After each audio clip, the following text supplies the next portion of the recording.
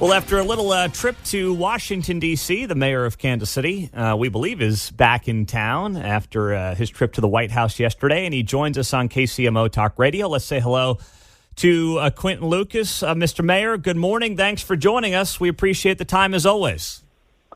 It is great to be with you. I'm back in Kansas City. It was a kind of a full-day trip, but I was back home by about 9:30 last night. Well, take us through just the timeline. I find it interesting. You know, Rob Manfred, the commissioner for Major League Baseball, is here. They're doing a little tour of the East Village and the North KC site for the Royals. And you were not in town. So was that a conscious decision on your end to pick the White House over Rob Manfred? Or how did that play out timeline-wise? You know, when the President of the United States and his staff ask you to be somewhere, then I always try my best to make it. The Inflation Reduction Act has the opportunity to get billions of dollars of investment in the Kansas City region. In many ways, it already has, when you look at things like the Panasonic project in Gardner, Kansas. And so I think it's important for the future of the region that we make this type of investment. It is no disrespect to the Commissioner of Baseball. I've had the chance to meet him before. I hope we have a chance to visit again. Just last week, I once again got to talk to the Kansas City Royals, but watching the news coverage from yesterday's event, it seems that he was surrounded by a number of outstanding political figures from Jackson County, from Clay County, I guess just accepting probably myself and the Jackson County executive. So are you suggesting that the money to Kansas City from the Inflation Reduction Act was in some way contingent on you being there, or are you just saying you wanted to show face because of the money Kansas City has already received from it?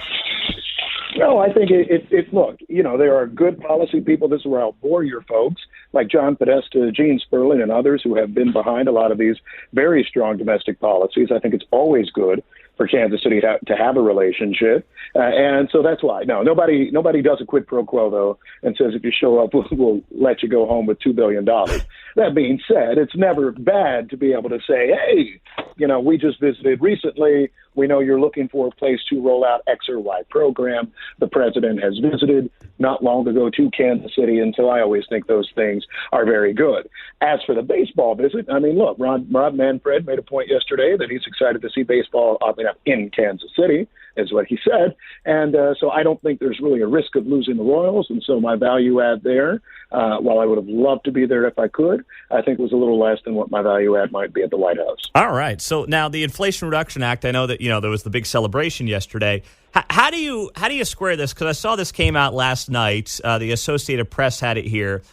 New poll from the Associated Press shows that only 36% of U.S. adults approve of the president's handling of the economy.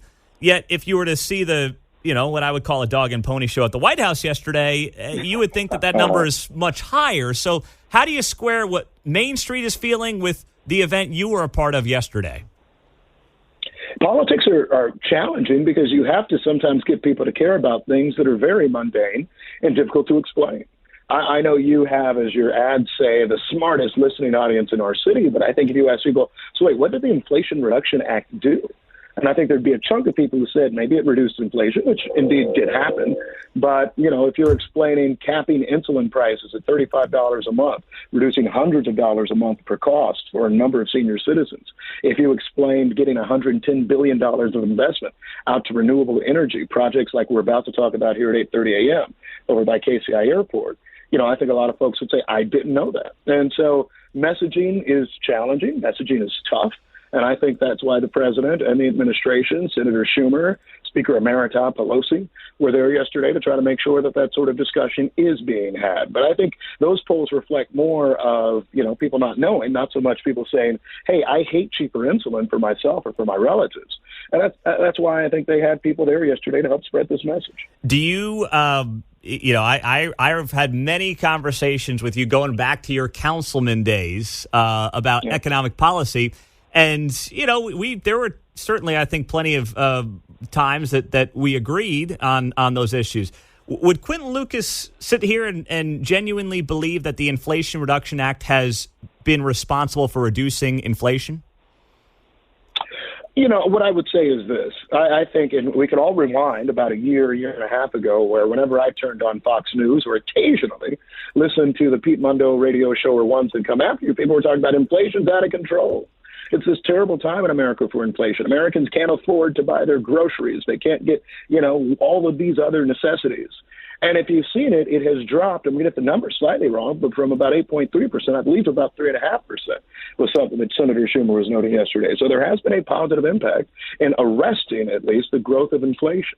There is a debate right now as to whether that was something that was naturally occurring in the economy, but I certainly know a year ago, 18 months ago, the president was getting hit negatively for inflation seemingly going out of control. People were saying we're going back to the Jimmy Carter years.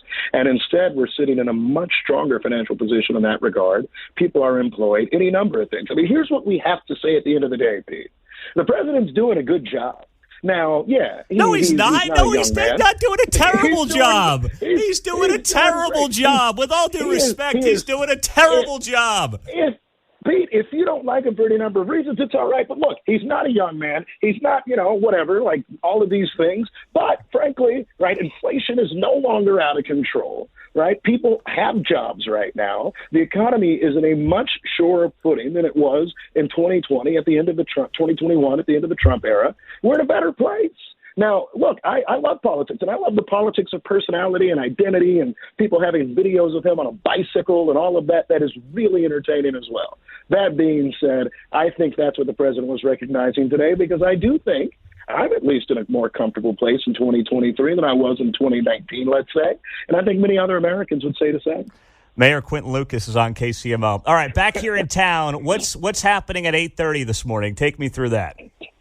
Well, we're talking about renewable energy. And my favorite thing, Pete, about this, and this was noted yesterday, we will be joined by Republicans, we'll be joined by Democrats, we'll be joined by people who are saying we love this renewable energy investment in the new solar array at the KCI airport that can generate up to 1/3 of the city's energy needs, right? But that will go into support of our grid and to operations at KCI and other such places. And we're going to have everybody there. The thing that was noted yesterday is how many people who didn't support the Inflation Reduction Act are having press conferences in their home districts and home states about all this money we have to support, right, like big projects, not unlike with this president, the American Rescue Plan, another thing that has generated, for example, in my home state, billions of dollars of investment that a number of state senators and U.S. representatives and others are saying is great for Missouri, is great for our people. Over in Kansas, we're seeing a KU football stadium investment that's supported by many in the state legislature on the right, that's supported by this administration staff. So we get a chance to talk about a new exciting project. It'll generate a lot of renewable energy. Hopefully, ultimately, it helps defray energy costs long-term for the people of Kansas City, making us more resilient. You'll remember strong power outages a few years ago when issues in Texas with it being too cold ended up wrecking almost our entire system here in the Midwest. This is the sort of thing that's good. This is local government at its best. We look forward to having you up there sometime soon to see you. I would love that. Take me through the other thing that was news this week, a task force working to reduce violent crime at local businesses. You guys are targeting businesses that have had continuing problems with violent crime, oftentimes not the fault of the business owners per se, but it just so happens to be areas that people are going to and crimes are happening. So what is that actually? You've said on this show you don't want to throw together task forces for the sake of putting together task forces. So why is this one different, and what can it actually achieve? Yeah, I hate task forces. I really, really do. And so to the extent we ever create one, they have to be incredibly unique and have a fairly narrow focus. This relates to the fact that we have KCPD, community interaction officers, and regular patrol officers who will write up sometimes a business or at least see offending conduct at the same convenience store 100 different times. Yesterday's Fast Stop, the one we went to the day before, had 59 calls for service. And while everything's not their fault, when you see regular drug sales at a certain place on property, when you see people loitering, when you see people sleeping, when you see public urination, when you start to see consistent assaults, there needs to be some sort of plan for how that can change. That's the sort of thing Kansas City already itself does in parks. We've created a whole park ranger service with armed security and beyond to make sure that they can be safer. We expect those types of steps being taken by Kansas City business. So rather than a group of 200, do-gooders sitting around and saying, we really need to make sure we invest more in X or Y, this is cops, regulated industries folks who are looking at liquor licenses, our code enforcement officers saying, hey, what the heck can we do? I'm sorry, it's the morning, to make sure that where we're seeing this offensive conduct, it stops. You've lived in a lot of different places in your life. I've had the fortune of doing so as well. And in a lot of my tougher neighborhoods I've lived in, I said, man, there is always something popping off at the gas station, at this corner, at this intersection, and this intersection.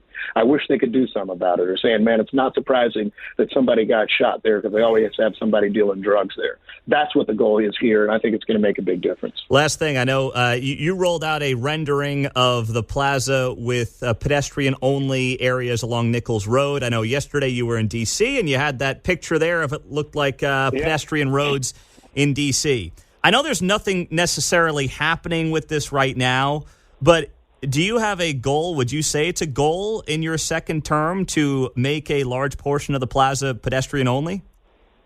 Yeah, I want to make the plaza great again. You know, I have this huge goal to say, not most of the plaza. See, people get scared. 47th Street is going to continue to have traffic. That's your main thoroughfare through the plaza. Ward Parkway, another main thoroughfare on the south side of the plaza, will have traffic. But ask yourself, when was the last time you stopped in and walked into the Plaza Medical Building on Nichols Road? It was, fun fact, where I got my braces put on in 1997. I think that it is an all right place for us to say, hey, what can we do to generate pedestrian activity and traffic and all of that? That's Nichols Road. That is that spot. We have a closed jewelry store on one corner. We have other store closures there, despite people's complaints about, oh, people are scared of crime. We got a full Crossroads, a lot of First Fridays still. And it doesn't mean that we have not had a lack of activity. We haven't had a lack of homelessness and others. People like to go where activity is. People like to see where pedestrians are. That's the story of the plaza. So, no, this isn't to get rid of cars. I ride in a car every day. I'm a big car person. But it is to say, how could we make spaces that people want to be in and that are exciting, just like we see at the Overland Park Farmers Market, a very walkable downtown Lee Summit, down in Parkville, in areas throughout this region. And I think that's what we need to do more of in Kansas City. Make the plaza great again. That would look good on a red hat. Just an idea if you want to take that and run with it.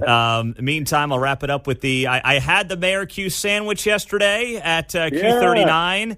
And now, amazingly, the place had a fire last night after I was there, which has nothing to do with me being there. But, I'll tell you what, I thought it was pretty good. I'm not a big grilled cheese guy, but I will tell you it was pretty good. They had a lot of brisket in there. And I would have chosen something different, but overall, it's a good sandwich. So well done on that. Well, thank you so much. When we have 15 minutes to talk about it, I will tell you the path to the sandwich. But, no, it's been exciting, great for sales. And fun fact, I don't know if you went to the Kansas location. They've had faster sales even than the one on 39th Street, although both have been very good. So thank you to my friends in the surrounds who also have supported the cause and, stopping in at Q39. Well, you got till the end of the month to get that sandwich. So, Mr. Mayor, we appreciate your time as always, sir. Thank you very much.